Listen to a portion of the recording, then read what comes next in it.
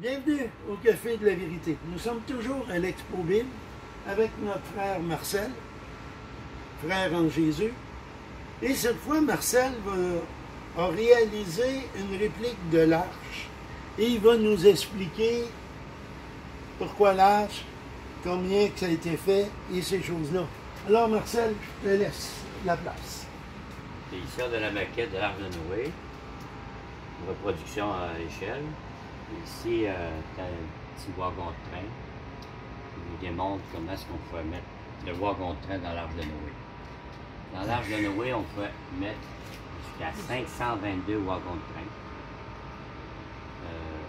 Dans les wagons de train, si on prend les animaux à l'échelle, mettons on prend l'échelle moyenne, on fait la moyenne, de l'éléphant à l'écureuil, on va dire que l'animal, la moyenne des animaux, ça serait d'environ la grosseur d'un mouton. On peut embarquer dans un wagon de train 240 moutons.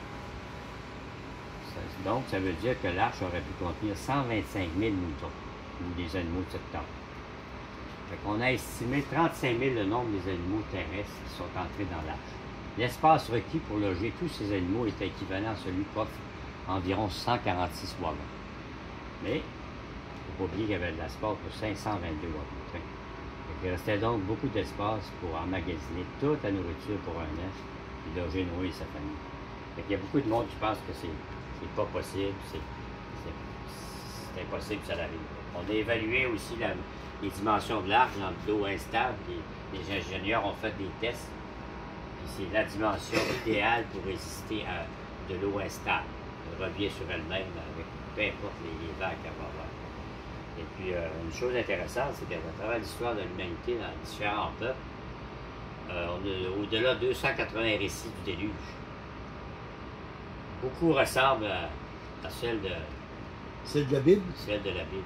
Celle de la Bible est beaucoup plus précise. On voit que c'est logique, c'est précis, c'est faisable. Tandis que un récit ancien, un petit peu plus ancien que celui de Moïse, celui des Sumériens, l'arche était un cube. Puis c'est les Mayas, un peu la même chose ici. C'était pas une dimension de ce genre-là. Ça n'aurait pas flotté, on n'aurait pas pu embarquer les animaux. Tu vois que ça avait été modifié de bouche à oreille. Tandis que les écrits bibliques confirment encore que la Bible est authentique. Aussi, on retrouve à travers le monde beaucoup de fossiles. Partout. Partout, même les monts Everest sont des fossiles marins. Fait que moi ici, je suis allé à Glen Rose, Texas, un petit musée Creation Evidence Museum, une petite ville à Glen Rose, où est-ce qu'on a trouvé des traces de dinosaures et des traces d'hommes pétrifiés, une dans l'autre. Alors on sait, d'après la Bible aussi, d'après beaucoup de découvertes, que les dinosaures et les hommes ont existé en même temps. Et on les appelait les dragons, les créatures, ça veut dire grand lézard, dinosaure. Le mot dinosaure veut dire grand lézard. C'est un animal qui grandissait tout le temps. Fait que la plupart des fossiles qu'on trouve de dinosaures, c'est des fossiles qui ont existé avant le déluge. Des créatures qui étaient avant le déluge, qui ont vécu jusqu'à 1500 ans. Qui vivaient longtemps comme la tortue des Galapagos, ça avait 800 ans plus, elle est énorme. Fait qu'un lézard, un grand lézard, une grande créature de même vivait longtemps, puis grandissait tout le temps. Fait que c'est ce qu'on trouve des vestiges, des fossiles, qui ont passé au déluge. Des énormes créatures. Fait qu'on a beaucoup des évidences du déluge dans le monde. Ici, tout cela vient de Glen Rose. On a des plantes aquatiques qui s'attachent après des bateaux. Mais des plantes marines, pas seulement aquatiques, marines. On a un coquillage avec une dent de cheval. Fait que ces fossiles-là ont été faits par l'eau. Parce qu'on a la preuve que c'est l'eau qui a fait ces fossiles-là. On a des fossiles marins avec des fossiles d'animaux terrestres. Des cornes de mammouth. Du bois pétrifié. Glen Rose a beaucoup de bâtiments avec du bois pétrifié. Après ça, ici, on a un os de dinosaure.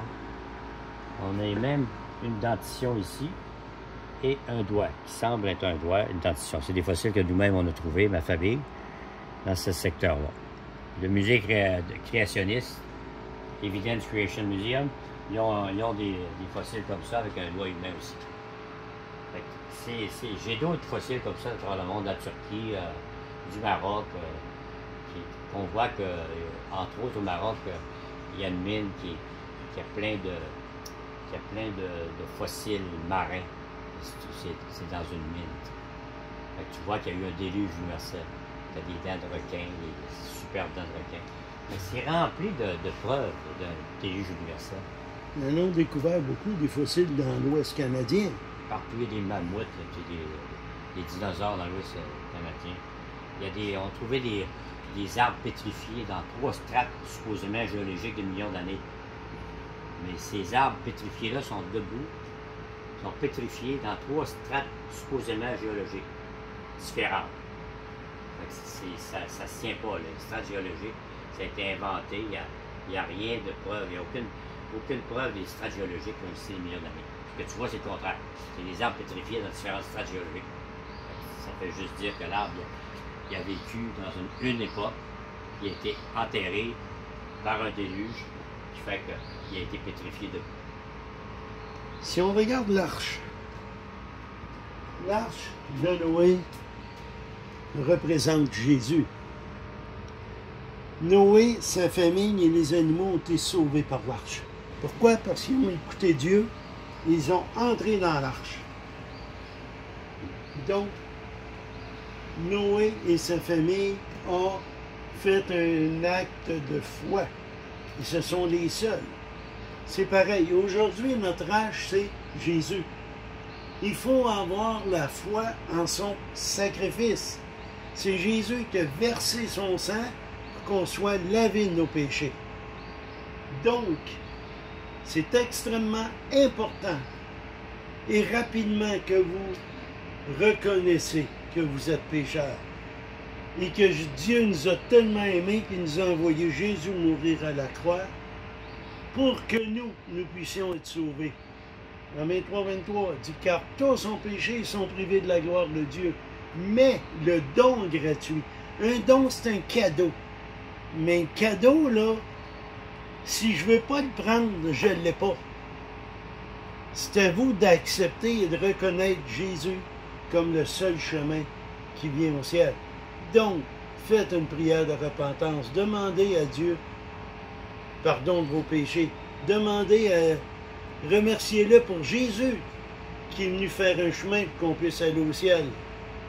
Et sur cela, priez, demandez que l'Esprit Saint vienne en vous. Prenez-vous une Bible et commencez à lire.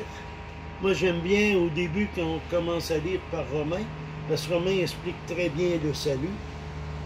Ensuite, on va à l'Évangile de Jean. Sur cela, que l'Éternel vous bénisse